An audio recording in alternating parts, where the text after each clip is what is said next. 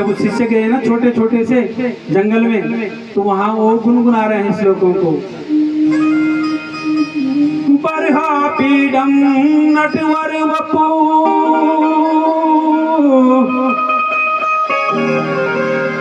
कर्णयो कर्णिकारं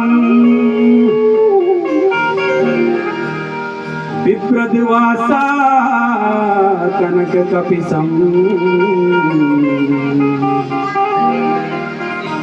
वैजयन्ती च माला।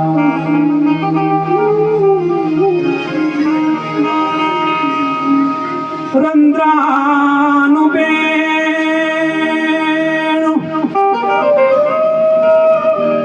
अदर सुदया पूरयमि गोपवृन्दे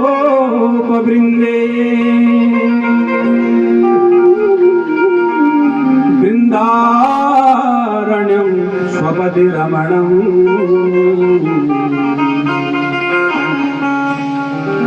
प्राविशद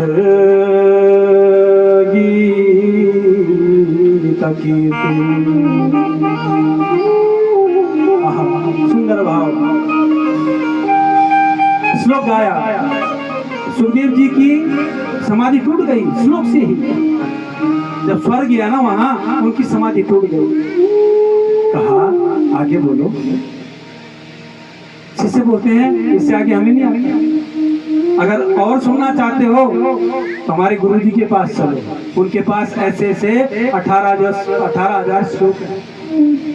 वापस आ गए। सुखदेव जी ने सोचा होंगे कोई समाधि में फिर लीन हो गए। यहाँ के वेद व्यास जी कहते हैं कि यार कुछ फर्क पड़ा। कहते हैं कि गुरु जी कुछ देर तो आंखें खोली लेकिन वापस फिर समाधि में लीन हो गए। कहा दूसरा श्लोक रटाया, अब इसमें क्या है करुणा दी, फिर जाओ, हो सकता है वापस हो जाओ। अब दूसरा श्लोक रटा के भेज दिया शिष्यों को। और जैसे ही गए, अहो बकीयम स्तन काल कोटम जिकांस यापायदाप्यसाधु।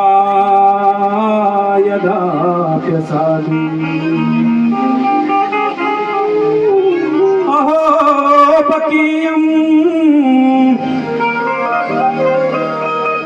स्तनिकालिकूटं जिगांसयापा यदाप्यसाधु। देवे गतिं धात्र्यो चितां ततोऽन्यम् कं वा दयालुं शरणं व्रजेम। अहो बकीयम स्तनकालकूटम। पूतना जो जहर लगा के गई थी स्तनों पे भगवान को विष पिलाने के लिए। जिगांस कहते मारना, मारने के लिए गई थी भगवान मेरे गोविंद को। कौन? पूतना। और उसको मुक्ति प्रदान कर दी भगवान ने। क्या ऐसा कोई दयालु है क्या? देवे गतिम धात्रिचिताम ततोन्यम कम वा दयालुम शरणं व्रजेम। ऐसा दयालु है क्या कोई? जो गति माँ को मिलनी है ना वो पहले पूतना को दे दी। ऐसी कृपा गोविंद की।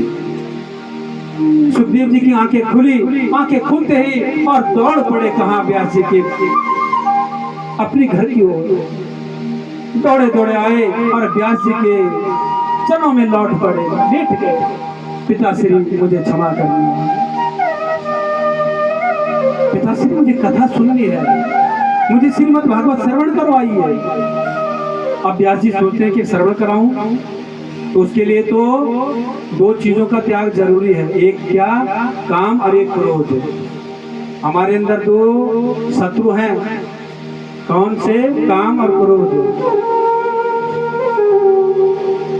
अगर काम को जीत लिया होगा तो ठीक, तभी मैं श्रीमद् भागवत श्रवण कराऊंगा।